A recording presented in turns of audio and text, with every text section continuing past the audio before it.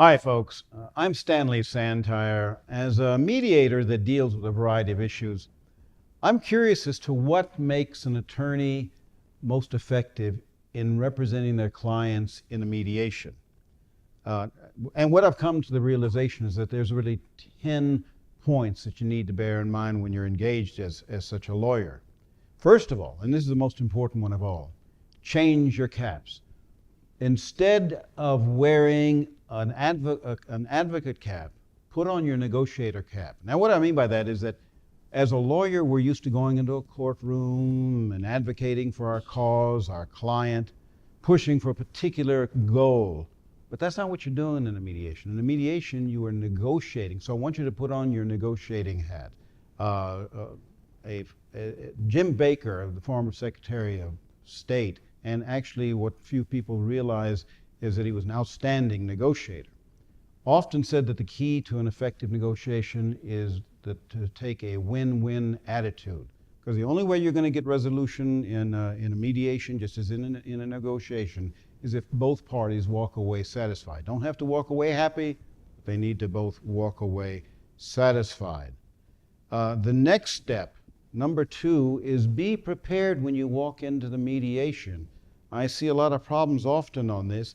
You need to come prepared with your facts, understand your law, and not just for you, but understand both what you were doing there, why you're there, and why the other side is there. Be totally encompassing of both parties as to your understanding. Number 3 is always keep in mind a positive mindset. Go into the mediation with the understanding that you're going to achieve a resolution. Too many people go in and think, well, it's just a part of the process. I've got to do it before I go to trial. No. The whole idea of the mediation is to reduce risk and to achieve a satisfactory resolution. So go in with a positive mindset. Fourth, actively listen. And you can carry this off into a lot of parts of your life.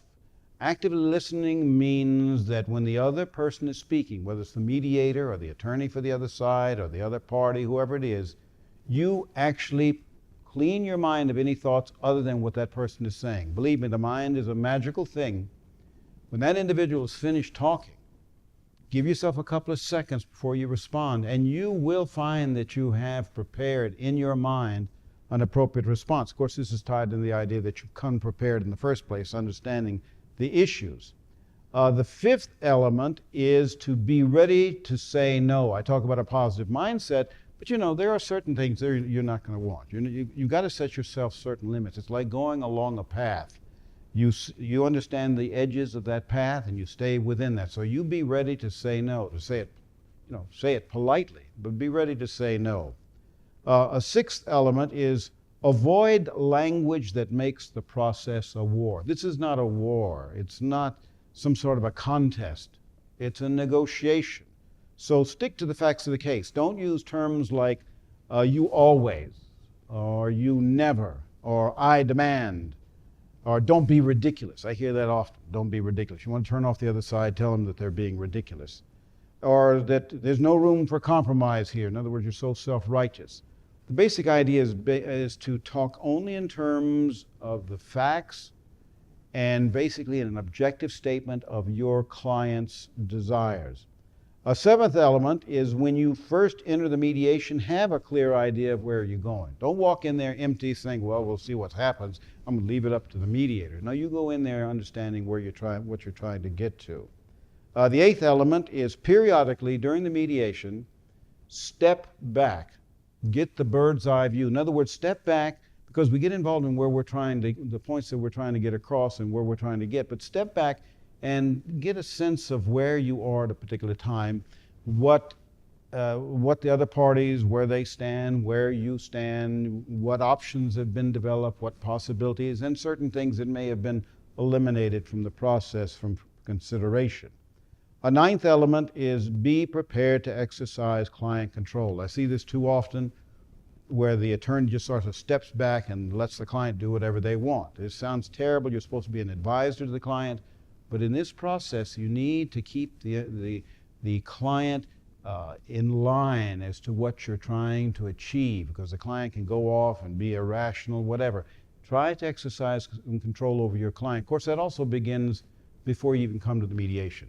Make sure that before you come to that mediation, that party understands what the mediation is all about. Often people come to the mediation and the attorney has not prepared them, and they just expect that it's the mediator that's going to educate them. And as a mediator, I will go through all the points, but it's really good to have them prepped before you come in.